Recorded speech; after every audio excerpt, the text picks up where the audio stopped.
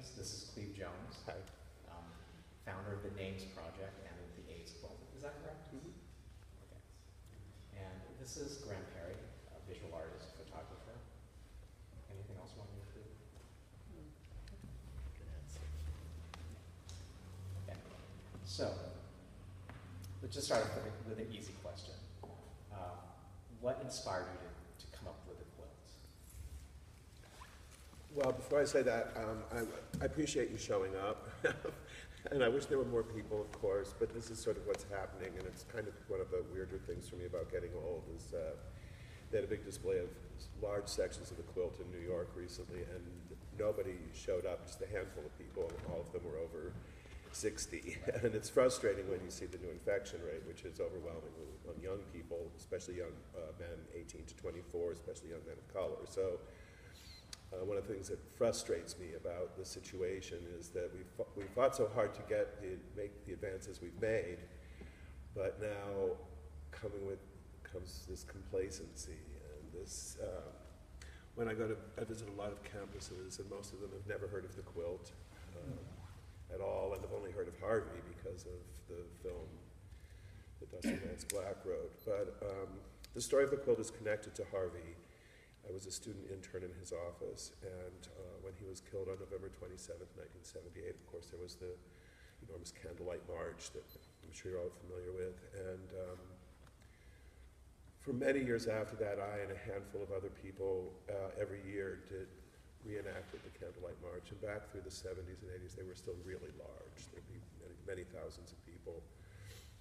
Last week, I think there were maybe 100, 150 who showed up. But so we kept doing that every November 27th. And then in 1985, I was going up and down Castro with my staple gun, putting up posters reminding people of the march. And the Chronicle headline was 1,000 dead in San Francisco.